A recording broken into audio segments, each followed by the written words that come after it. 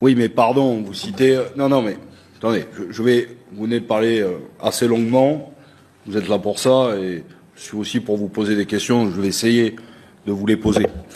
La question qui est posée, c'est qu'il y a 4 groupes, 4 familles qui détiennent 80% du marché, et vous le savez, et la différence qu'il y a avec l'Hexagone que vous venez de citer, c'est que ils ne font pas à peu près tout. Vous voyez, la question qui vous est posée, c'est que vous êtes diversifié, personne ne le reproche, mais l'emprise du groupe est réelle sur un territoire de 350 000 personnes, quand on s'occupe de grandes distributions, d'automobiles, d'industrie, de Rome. Vous voyez, ça fait à peu près Lactalis en Mayenne, Michelin dans le Puy-de-Dôme, Groupe Ayo dans les territoires ultramarins. Vous voyez, donc c'est un peu plus complexe que seulement dire bon, on est 6 dans l'Hexagone, on est 6 aussi. Circuler, il n'y a rien à voir.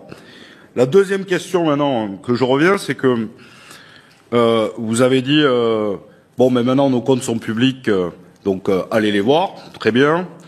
Je redis quand même que pendant 6 ans, on ne les avait pas rendus publics. Il a fallu donc une décision de justice, mais c'est très bien. Et tant mieux si vous voulez persévérer dans la transparence et vous déclarer d'accord sur la transparence des aides publiques. Quand on veut noyer le poisson, il y a 2 solutions. Il y a celle que vous avez faite pendant 7 ans, avant d'être condamné par la justice, c'est-à-dire ne rien dire, ou tout dire. Mais il y a tellement d'informations qu'on a du mal à les reclasser. Donc moi, ma première question, c'est, et je vous remercie une nouvelle fois d'avoir détaillé tous les dispositifs, mais pour bien qu'on se rende compte, le groupe GBH, c'est combien d'aides publiques en 2023 quand on prend tout cumulé. Je pense que ça, pour le coup, c'est assez intéressant.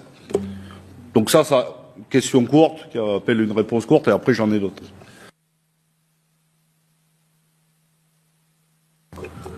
Monsieur le rapporteur, je vous ai donné ce chiffre dans la synthèse. Les aides spécifiques outre-mer que nous toucherons sont de 8 millions d'euros et les aides publiques à l'exploitation outre-mer et nationale s'élèvent à 47 millions d'euros. Donc 47 et 8, ça fait 55 millions d'euros. Tout compris. Avec exonération, oui. l'assis sur le Rhum, tout oui. ce que vous nous avez détaillé. Absolument. Bon, est-ce que vous pourrez le crédit d'impôt mécénat, exonération de cotisation sociale, tout 55 millions. Tout ce que je vous ai cité en détail. Donc, voilà.